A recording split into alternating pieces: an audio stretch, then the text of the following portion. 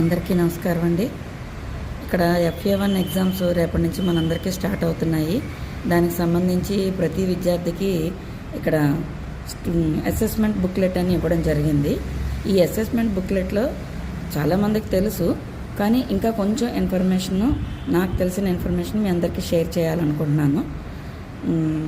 ఈ assessment booklet అనేది ఏంటంటే, మనం FA 4 ఫార్మేటివ్స్, 2 సమ్మేటివ్స్ ఎగ్జామ్స్ కండక్ట్ చేస్తాం. అవన్నీ మార్క్స్ రిజిస్టర్లో నోట్ చేసుకుంటాం.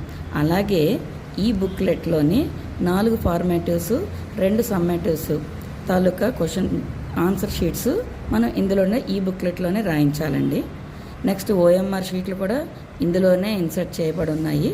వాటిని మనం అప్లోడ్ చేస్తాము. ఇప్పుడు నేను 5th క్లాస్ తెలుగు తీసుకున్నాను. 3rd, 4th, 5th ఈ ముగ్గురికి కూడా ఒకటే బుక్లెట్ అండ్ ఒకటే మోడల్ ఉంటుందండి. అసలు యాక్చువల్గా ఈ బుక్లెట్స్ 1 to 10th క్లాసెస్ వరకు డిజైన్ చేయబడ్డాయి. సో ఇప్పుడు 5th క్లాస్ తెలుగు తీసుకున్నాను ఫర్ ఎగ్జాంపుల్. ఇందులోని మనకి ఫస్ట్ పేజ్ ఇది అందరికీ కామన్ అండి. స్టార్టింగ్ హోలిస్టిక్ రిపోర్ట్ అనమాట. ఇది స్ట్రీమ్ అని ఉంటుంది, 2 మౌంటైన్ అని ఉంటుంది, 3 స్కై అని ఉంటుంది. ఇదేంటంటే స్ట్రీమ్ అంటే లో, బిలో యావరేజ్, మౌంటైన్ అంటే యావరేజ్, స్కై అంటే మోడరేట్. ఇది లాస్ట్లో మనం అబ్జర్వేషన్స్ రాయాల్సి ఉంటుంది. ఇది ఇప్పుడు కాదండి, ఈ పేజ్ మొత్తం SA2 కూడా కంప్లీట్ అయిపోయాక హాలిస్టిక్ రిపోర్ట్ మనం ఎలాగైతే ఇస్తామో అప్పుడు మనం ఆ పిల్లవాడు ఏ టైప్లో ఉన్నాడు, స్కై లెవెల్లో ఉన్నాడా, మోడరేట్లో ఉన్నాడా, స్ట్రీమ్లో ఉన్నాడా అన్నది మనం రాయాలి. సో ఈ పేజ్తో మనకి ఎలాంటి సంబంధం లేదు.